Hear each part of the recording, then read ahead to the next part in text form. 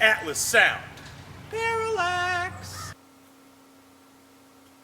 Hello, my needle drops. Anthony Fantano here, the internet's busiest music nerd. And it's time for a review, Atlas Sound, Parallax. Atlas Sound is singer-songwriter Bradford Cox, really doesn't need an introduction, better known as a member of the band Deer Hunter, the indie rock, neo-psychedelic band Deer Hunter. And as Deer Hunter grew with more and more fame, Atlas Sound has kind of become Bradford Cox's safe haven for some indulgent musical experiments. The previous album he dropped, Logos, is actually one of the first albums I reviewed on this channel, and it's a very terrible, inaccurate, and horrible review. And I think since then this album has definitely grown on me, and I've grown to appreciate the music of Deer Hunter even more as well. I even saw them live when I went to South by Southwest earlier this year, and man, they were quite possibly the best band that I saw there, maybe even topping Bad Brains. So I was looking forward to Parallax once I heard it was going to be released, and I gotta say, if this is your first introduction to Atlas Sound, maybe one of Deer Hunter's previous 3 albums would be a better fit. Or maybe one of the previous Atlas Sound records. I'm not saying Parallax is bad, because to me this album just kind of comes at a strange time.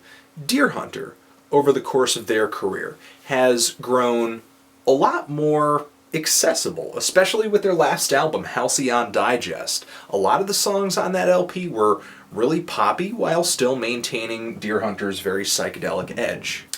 And whenever I would hear something new from Atlas Sound is coming out, and that happened a lot recently since Bradford Cox was putting out kind of a bedroom series of home-recorded compilations of songs, it wasn't so much an amazing musical experience as it was kind of an interesting look into the mind of Bradford Cox. Some knob twiddling, weird beats, soundscapes, as well as catchier and poppier moments too. Atlas Sound has kind of been a project that I've been able to listen to and find a lot of exotic musical thoughts. Parallax, I don't feel has that, and it's mostly because Bradford Cox is making a conscious effort to come up with a uniform sound, stick to it, and the sound Bradford works with on this LP is one that is very unintrusive, it's straightforward, it's oriented around verses and choruses.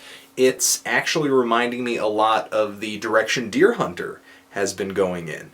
And though I think a lot of fans will be excited about this, to me, I kind of feel like Cox in a way has put himself in competition with what Deer Hunter was doing on Halcyon Digest. Because a lot of the songs on this LP, to me, personally, just kind of feel like duller, more meandering, and just kind of unfinished versions of tunes that I know if they were done in Deer Hunter would be clearer, brighter, bolder, maybe fleshed out with some build-ups or segues and extra instrumentation and a wider variety of effects. Not to say it was terrible, and not to say it doesn't have its moments. I feel like there are quite a few standout tracks on here.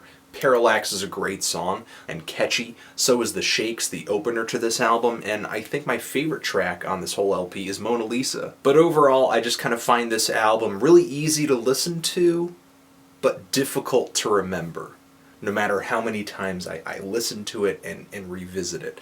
Because so many of the songs here, though they do have a more uniform style, they just kind of blur together for me. I guess this style isn't without its merits. I mean, you know, this record is pretty popular right now, and that Real Estate record that came out earlier this year was pretty hot too. If that's the sound that catches your ears and makes you come back for more, then by all means get into Parallax. But as far as I'm concerned, I'm more into Logos, I'm more into the Deer Hunter discography. I'm feeling a decent to strong 6 on this thing. Liked it a little bit.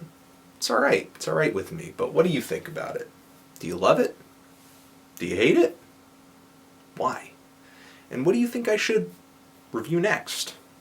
Anthony Fantano, Atlas Sound, forever.